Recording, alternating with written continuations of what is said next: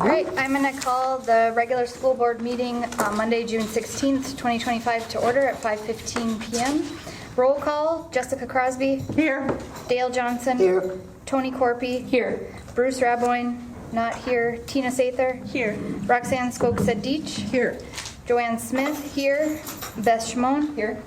All right, we'll say the Pledge of Allegiance.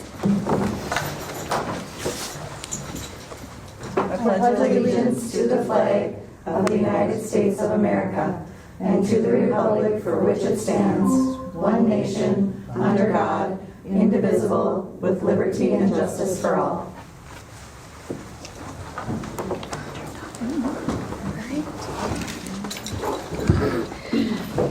We'll start with the approval of agenda.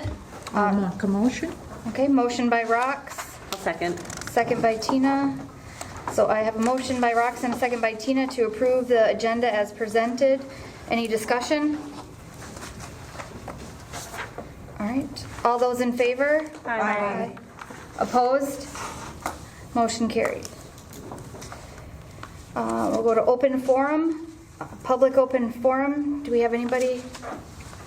No? Okay. And we'll go to CISO 2025-26 budget presentation.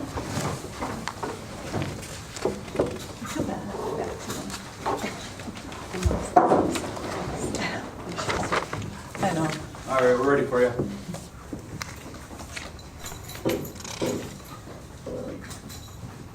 Camera's off. Is that on purpose? Yeah, because it would just be showing your. Oh, sure, back of my head? Yeah. That's okay. Can you hear us? Doesn't know we're there. Yes, I can hear you. All right. Casey, will you ask him how it sounds? He got a lot of feedback last time. We sound all right?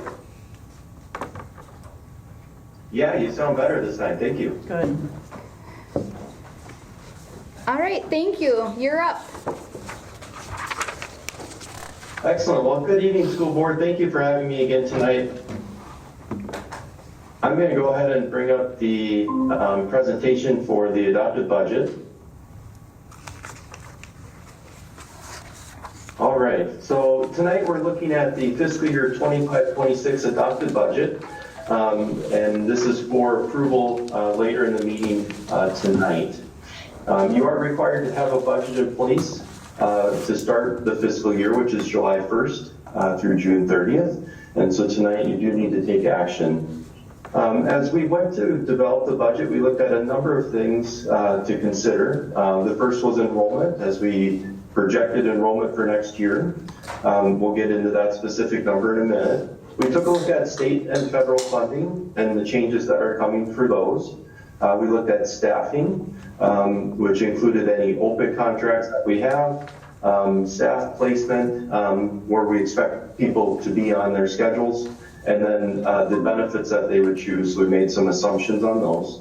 We looked at a detailed look into the prior year results, so current fiscal year 2025 results and where we're at, and factored in the revised budget.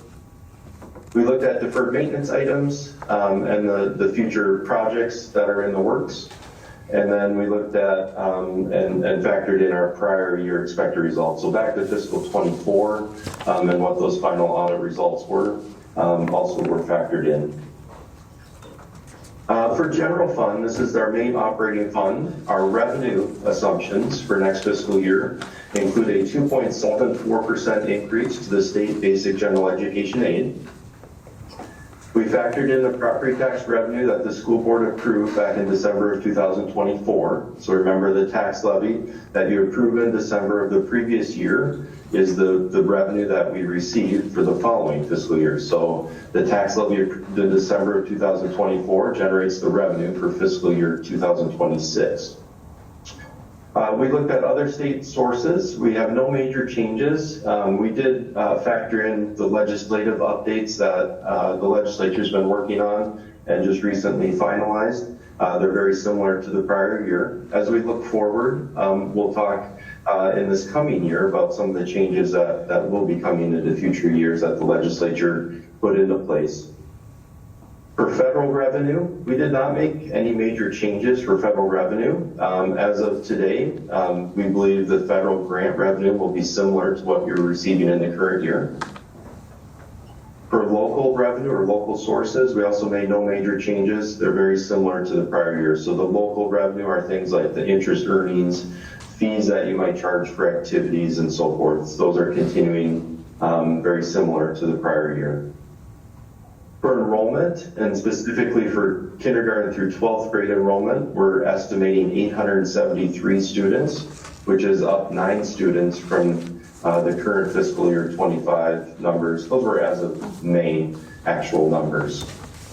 So slightly increasing enrollment for next year. For general fund expenditure assumptions, we factored in increases for the expiring contracts, such as the teacher contract. So we estimated some salary and benefit increases. We also estimated a new expense for the district that came from the legislature in the last biennium.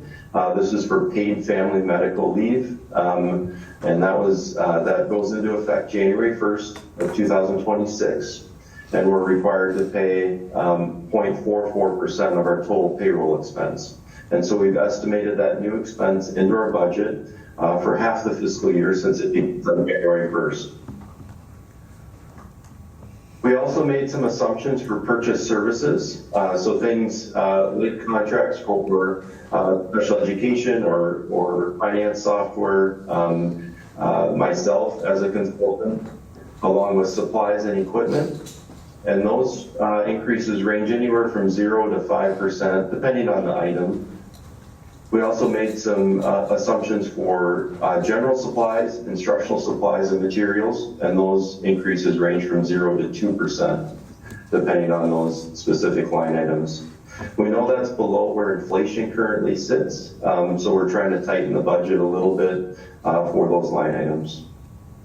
And then we're assuming class sizes will remain the same for next year. So where do numbers land? For fiscal year 2026, the adopted budget for next year, we expect revenues to be about $14.8 million and expenses to be about $14.9 million for deficit spending of about $85,000. You can see the change on the right side where we're showing revenues are going to be up about $230,000 from the current year. And that's largely due to increasing enrollment. And then our expenses, we expect to actually go down by about $77,000. So this is where the superintendent is doing a wonderful job trying to tighten the budget and trying to trim some of those expenses so that we can right-size the budget and bring that in line.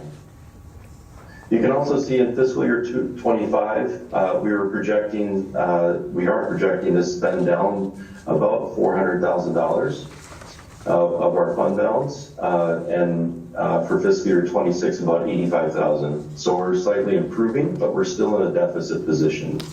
At the end of the presentation, I'll show what our 3-year forecast looks like, and kind of the roadmap of where we're headed. As we look at unassigned fund balance, so specifically the general fund, for fiscal year 2026, the far right column, we actually expect the fund balance to go up slightly over the current year. So in the last slide I showed we're going to deficit spend. That's across all fund balance categories, including our restricted accounts. So we're planning to spend down some of our restricted fund balances, but our unassigned goes up slightly by about $100,000.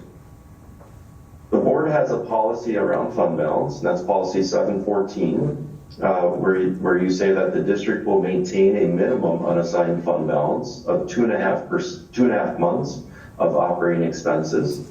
That calculation for fiscal year 2026 is about $2.66 million, which puts us at a positive variance of $340,000. Again, what that means is we have about $340,000 more than the minimum fund balance the board has set out in policy that we maintain. You can see our 3-year pattern here. In fiscal year 24, we were about $550,000 above that minimum. In fiscal year 25, we're down to 315,000 above the minimum, and now we're going up to about 340,000. So we're starting with that 1 year dip, and now we're starting to make some gains in there again.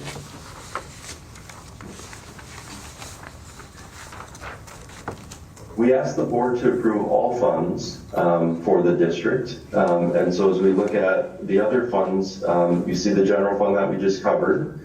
Food service for fiscal year 26 revenue, we're projecting very similar. It's up about $7,500. For community service, we're down about $3,600. The construction fund, we took in that large bond. Thank you to the community for supporting the bond referendum. So in fiscal year 25, we see the $21.8 million of revenue coming in. We are going to earn some interest income on that money. We're estimating a conservative $250,000 right now. And so that's why there's a decrease of revenue. And then for debt, we're seeing an increase in the debt. This is where the payments or the revenue from the tax levy for the passage of the referendums comes into play. So we see revenue goes up to about 1.9 million, which is about 1.4 over the previous year. You'll see how it impacts on the expense side here. For food service, we're expecting expenses to go up by also about $7,800. Community service expenses will go up by about $6,800. Construction, we're estimating spending about $13 million towards those projects. That's a fluid number now with the current bid situation and timing of things. We'll adjust this number to a more actual current number when we come back with revised budget next year. But I think this is a good estimate for us to start with. We know that all the proceeds from the referendum will go towards projects. We just don't know the exact timing of those projects. And then from a debt side, this is where we see the principal and interest payments on those referendums coming into play. We're going to spend about $1.8 million in those expenses. And so that's why that line item is increasing. So for fund balances for all funds, and this is total fund balance, not just general fund unassigned, this is the total general fund and total of all the other funds.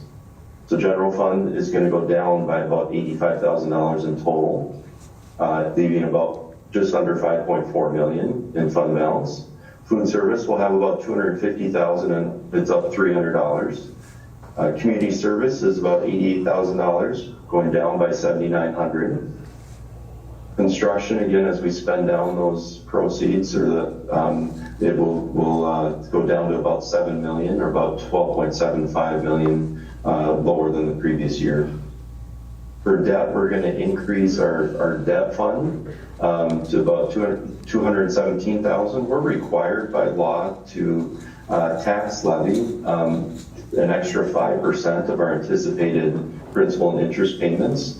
Over time, the Minnesota Department of Education will start to pull that money back and return that to our taxpayers. It's just a safety net to ensure that the district can pay their principal and interest. And then we do have a scholarship fund, which holds a fund balance of about $50,000. We don't budget for revenue and expense in that scholarship fund, but we certainly maintain the fund balance in a separate account. As we look forward, so the first column is our projected for next year, fiscal 26. We're seeing the $85,000 for general fund as a deficit. So we're going to spend down in total. For fiscal year 27 and beyond, we're going to continue that pattern of spending down in our projection. So fiscal year 27, we're overspending our revenue by about $342,000. In fiscal 28, it jumps to $843,000. And fiscal year 29 goes to $1.2 million. These are the numbers that we'll work on over the coming year. Superintendent and I have had great conversation already in planning for how we address these deficit spends. We're going to need to bring these in line, and we'll start some kind of a budget process in the next year as we look at ways to continue to tighten that budget and control the spending as we move forward. There are other opportunities with revenue as well. We know there's some enrollment potential for gains in different programming. That would be wonderful for us to help to close that gap as well. So we'll look at both revenue and expense as we move forward, but we're certainly going to have to tighten our expenses in order to, I think, balance our budget going forward. And that's all I have for you this evening on the budget. Again, later on in the agenda, we're asking you to approve the fiscal 26 budget as presented, and I'd be happy to take any questions that you have. Anyone have any questions? No? All right, I guess we're good. We don't have any questions. Wonderful. Thank you so much. Have a Thanks, great Jason. evening. Thank you. Thank you for your time. All right, we'll move to committee and administrative reports. Melissa Tate.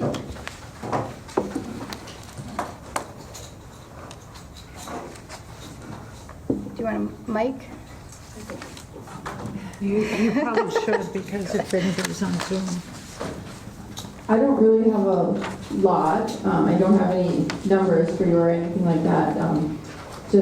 We've just been like closing up things at the elementary school and moving over, just kind of getting my life organized around the high school and figuring all that out. We've got some good meetings coming up in the future with some of the community colleges to just look at some potential of maybe increasing our offerings for college in the schools and some potential partnerships to try to get that AA back in-house. So Beth and I are getting some of those meetings set up, so that's exciting.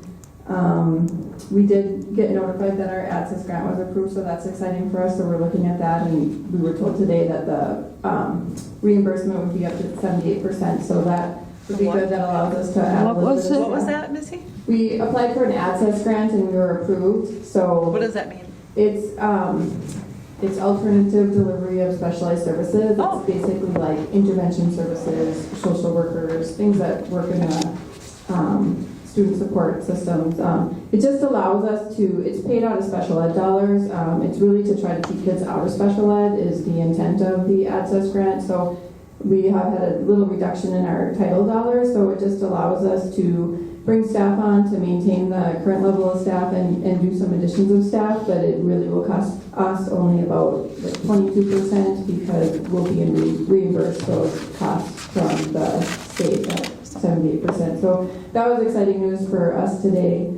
So we're just working out what that will look like. But that's all the excitement that I have, I think, going on, just as I figure out what, it looks like at high school. Awesome. Any questions? Any questions? Go ahead.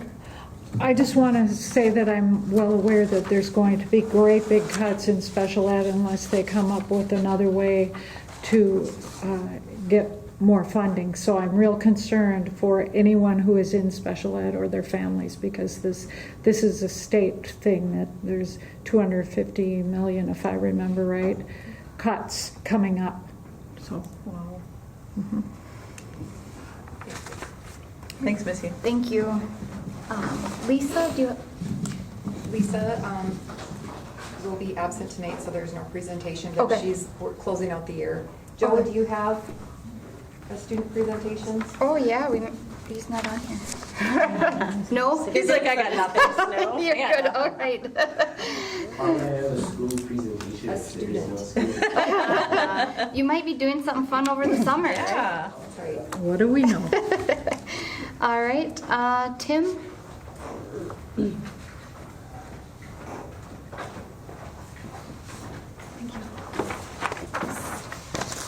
Thank you.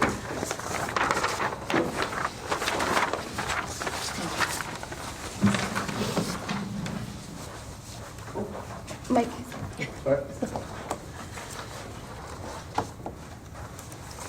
That's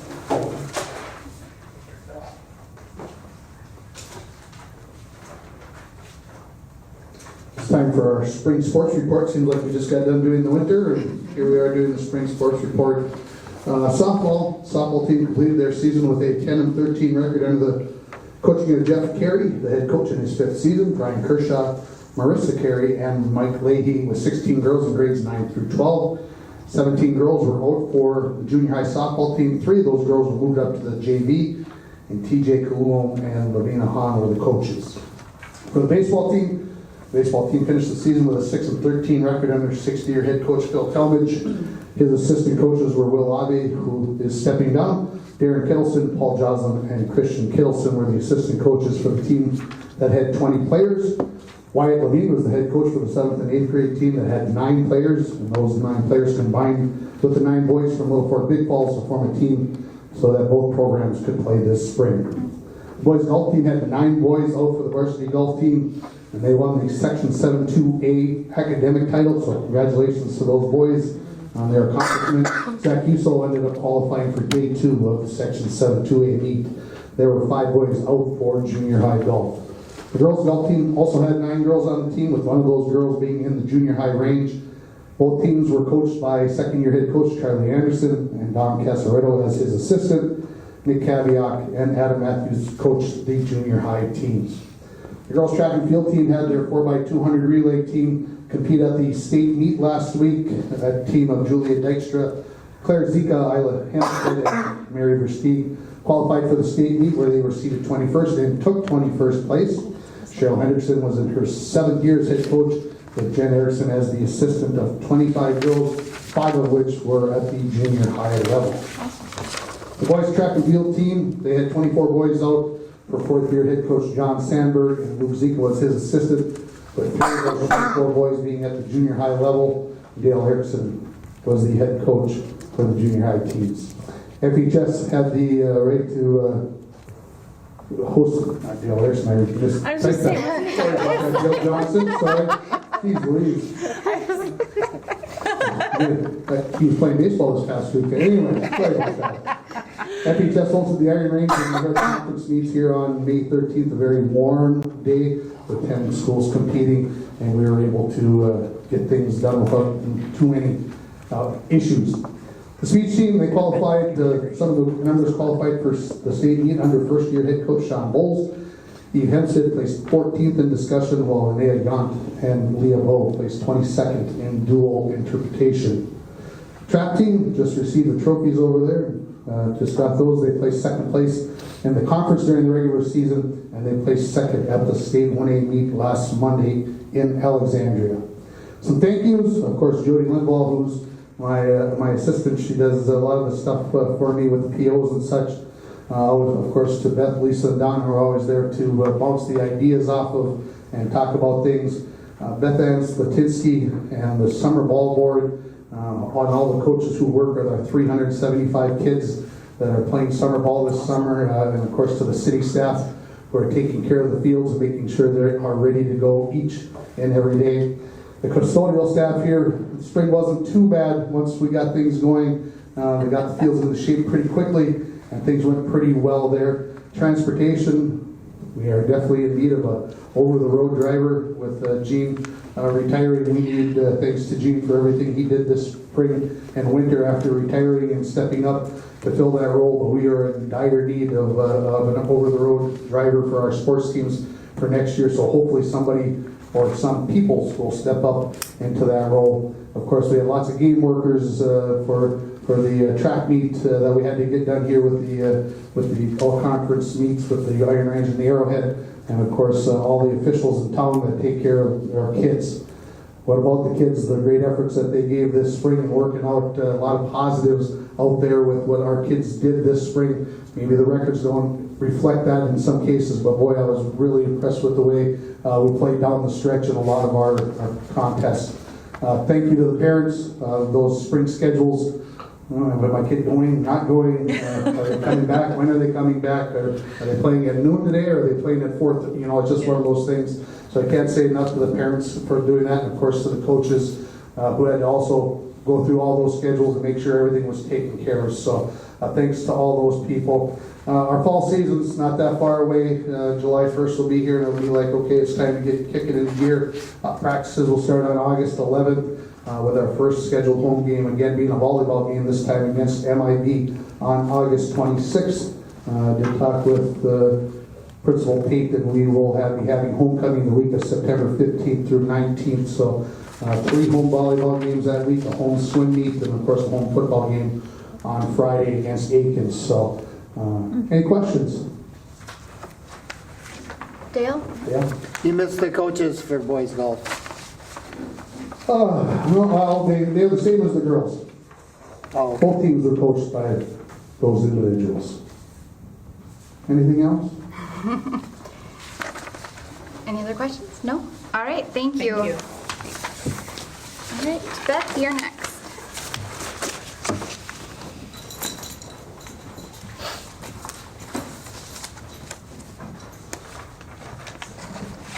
As we get ready to close out the year, my presentation won't be very long either. I just want to follow up to our CISO presentation, and I just want to say that CISO has been really remarkable to work with for not having a financial team on site outside of the district offices, and I really appreciate the opportunity to possibly continue to work with them through the referendum process.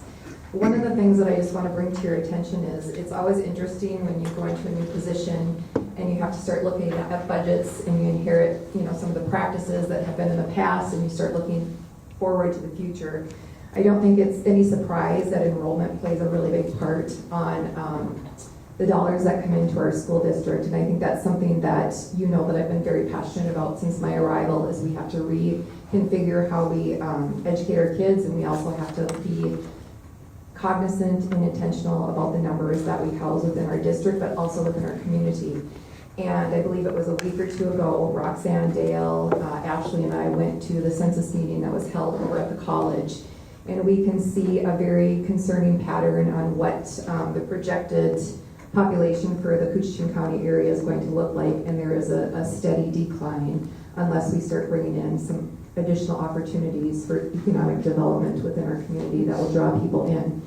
With that being said, I want you to know that CISO and I, along with my administrative team, we've done a pretty close job at looking at how can we make cuts and look at future funding options that have the least impact on our students. And as you look at the different numbers from last year to the upcoming school year, this year to the upcoming school year, you can see that with the projection of going from $300,000 plus to $85,000 in what we would have in loss, I can tell you that that has been very methodical, and that has already been planned out and how it will have the least amount of impact from our students. So those cuts or reshifting of dollars and where dollars are spent are directly correlated to what's already been planned for the next school year. And as you know, we are one of the very few districts that make cuts from our staff. But with that being said, we know that that could look very different in the future if we don't look at how we do business and how we do business differently. Hence the many different plans and roadmaps that we're looking at rolling out in the next 1 to 3 years, in addition to having to make some really tough decisions as a school district and as a school board. And those decisions will come with kickback, they'll come with positive, but that's the role that we play as school board members and superintendent, school leaders, and teachers.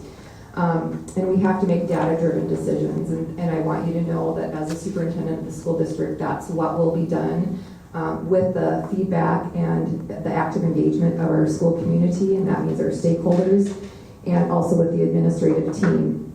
I know that you're probably wondering, but then why are we hiring people? So one of the things that I want you to know is when you see new positions posted, it either has been somebody has left for a retirement or a new adventure in their teaching profession, or we have different dollars coming in that are grant funded. You won't see that in the job post, but we are not adding more to add more. We're just realigning where those dollars are coming from and making sure that we have to hire people that are aligned to the grants that we apply for. Hence, Missy was talking about the ADSIS grant. You're going to see that the position of our grant writer, my assistant, has paid for itself this year, and you need to know that we are exhausting every grant opportunity possible, so we're not taking away from our kids and our staff. But we also know that we are being tasked with infrastructure that is in pretty tough shape. And so we're really looking at opportunities that will best serve our school district as a whole. So as we look at the school attendance, I am continuing to work on how we can deliver opportunities of educational modes to our community. The first year going into really looking at a high school model for online learning. We're not opposed to opening K-8, but that is going to take some deeper investigation over the course of the summer. That being said, we will be applying to expand outside of the area in the year ahead. I talked to a few staff members. Missy and I need to spend some time talking to each other and how we can tap in to possibly working beyond just the constraints of International Falls. We are not the only school district looking at that because school attendance numbers are dwindling across the country. One of the other areas that is really important is talking to families about why they have left the district if they are part of our school district. So that, as you know, there are possibly 200 kids that don't attend our district. I'm about 1/3 through the list, and I'll continue to work on that as part of my superintendent goals through the summer. We are continuing to talk about school safety and what we can do when it comes to accessing grants for that component, because obviously there's not enough dollars in the general fund to be able to tap into the things that we need to do and want to do to bring our facilities up to date. So that is an area that is probably number one on my platform for school grants, and Ashley is actively pursuing a number of different school safety grants at this time. Right now, we recently have been awarded the family bathroom, gender neutral bathroom that will be built on the pool wing. So our families who can come in don't just have the locker rooms to go to, they will have a family locker room because sometimes families are coming in with a number of different children and it makes it really a big barrier. In addition to the gender neutral bathroom option that we'll be able to provide within our school. If you didn't see the social media platform tonight for TrueStar and our school Facebook page, we have just been gifted $20,000 by TrueStar. TrueStar and I sat down, had the opportunity to talk about some of our infrastructure needs, and they were willing to apply for a grant that would contribute directly to our school district. And Kip Rabwain and I gotta think Ross Hammers just awarded us a check for $20,000. So we are incredibly appreciative that they felt that our district was important enough to invest in areas that we are really struggling with. And Bronco Arena is something that's number one on our list for preserving the facilities infrastructure because it is very old and we have a number of needs that we cannot keep up with there. So again, thank you to TrueStar for their credit union. We are getting ready to start interviewing for our facilities manager on Wednesday, hoping to have that position solidified and in place on July 1st. Downsizing our mailing, we talked about that at the last board meeting, although we'll be having a more expansive back to school open house. On Thursday, I continue to have the Head Start conversation about having them move to our school site. We will have a proposal ready for the school board for the July meeting. As that information is disseminated, I will share that out with you early so you can ask questions prior to that meeting. And referendum update, we are getting ready to, well, the bid project is open. It closes on the 17th. We will have part of that presentation at the school board meeting in July, and then we'll have to hold a special school board meeting that same week to talk about the awards and who they'll directly go to. This round is looking very promising compared to last one, so I'm feeling very good about where we're going. That being said, August is the first point of contact that we'll have where we're going to start doing some construction when it comes to the sprinkler system and asbestos removal in certain parts of our buildings, and then we'll start the construction phase that will go throughout the school year in all of our facilities. Last but not least, we're going to start with our negotiation meetings with our bargaining units, and you're going to be receiving, those of you who are on the negotiating team, you'll receive an invite. We're going to start those conversations, and we're also going to be having a more expansive conversation on the insurance component of negotiations. So I look forward to working with those groups and the school board on that. Outside of that, we're closing up the year. It's been a great year. Really looking forward to the future. Though we have some tough decisions to make, as long as we work together, I think it can be done, and I think it could be done well. There will be bumps, but we'll get there. Outside of that, that's my report for tonight. Do you have any questions? Questions, Rex? I just have a comment, and it has it has to do with the fact that I've been following the legislation for a lot this year, and all school districts in the state of Minnesota are going to be in deep trouble within a year, and we need to all be contacting our legislators, no matter what political party you're from. We're all for schools, and we need to be working to get our legislators to vote differently, because there are formulas that they're going to vote on that have to do with figuring out how dollars are going to be allocated to schools. And if we don't encourage our legislators to watch carefully and to vote correctly, we're going to have a lot of problems. So I hope everybody contacts their legislators. I appreciate that comment, Roxanne, because I think one of the things we have to remember is, we are at the hands of MDE, and we have to remember that the dollars that are handed down to public education, that is really dictated by them. And we have access that we're losing out, by state, federal. We have access grants that are being taken away or cut back in specific areas. So when you see specific changes that will be rolled out in this next school year, from our early start to our calendar to programming, there's a reason that these decisions are being made. And I do encourage people to reach out to their legislators, and I encourage people to reach out to either me, a school board member, building principal, because sometimes the full picture or the full story is not presented when something is announced. And if there's questions or clarity is needed, I really encourage people to reach out to me, because I can give you more context as to why that decision is made. And it will help maybe give people a greater understanding of the why behind it. So thank you for saying that. For sure. I'd like to piggyback on that too, and say that I'm going to try to come up with a way to help educate people a little bit. I know that it's hard if you say, oh, contact your legislator, and then you go, oh, help our schools, and that's it. What do? You don't know the details. I'm going to try to find a way to help people understand the details more, so they can have a conversation that they feel comfortable with their legislators and that makes sense to them. Thank you. Anything else for Beth? No? All right. We'll move to the consent agenda. Do I have a motion? I'll make that motion. I'll second. Motion by Jess and a second by Rox to approve the consent agenda as presented. Any discussion? None? All right. All those in favor? Aye. Opposed? Okay, motion carried. We'll move to action items. Under improving systems and structures to create a culture where all are welcome and supported. Resolution, acceptance of gifts and donations. Do I have a, I don't have a, I didn't print it. Let's There was see. a lot. We will Do you have it on your phone? go ahead and, if you can grab it, and then we'll move to number 2 and we'll come back to it. So approve the ISD 361 25-26 year adopted budget as presented by CISO.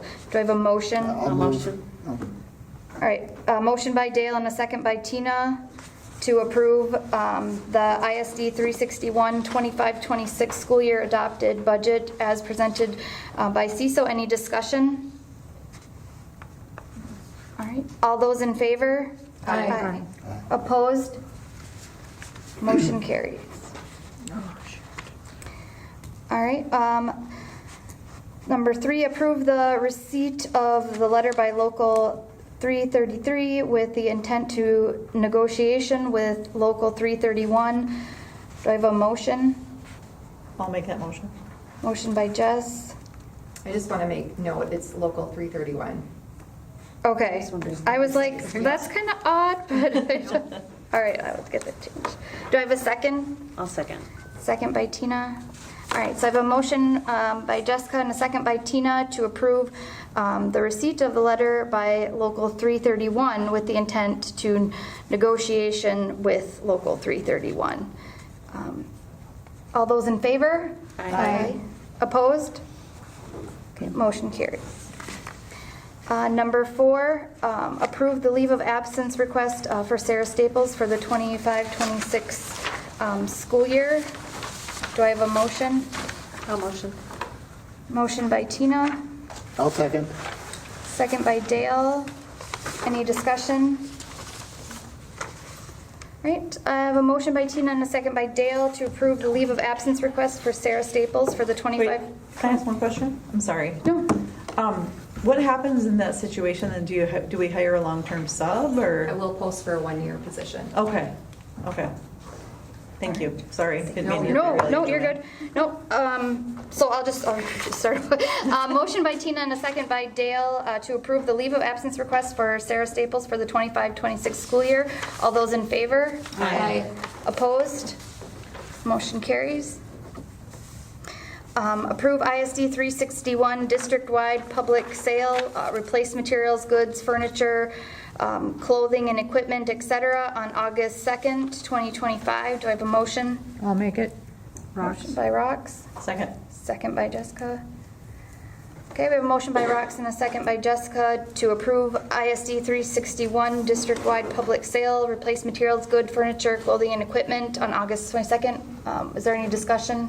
Is there gonna be like a comprehensive list or something that comes out? ahead Yeah, of there time? will. I was waiting for tonight, this afternoon's board meeting. It will be August 2nd.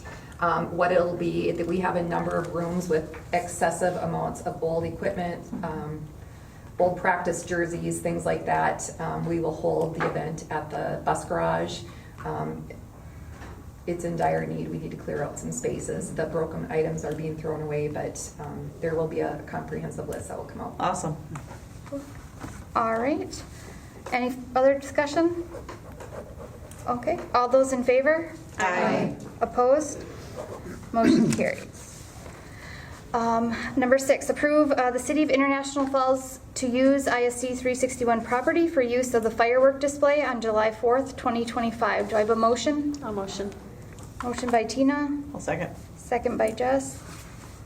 Any discussion? All right. I have a motion by Tina, a second by Jess to approve the City of International Falls to use ISD 361 property for the use of the firework display on July 4th, 2025.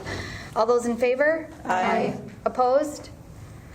All right, motion carries. And we'll go back to number 1, a resolution and acceptance of gifts and donations. Do I have a motion? I'll make that, Rox. Rox, okay. Second? I'll second. Second by Tina.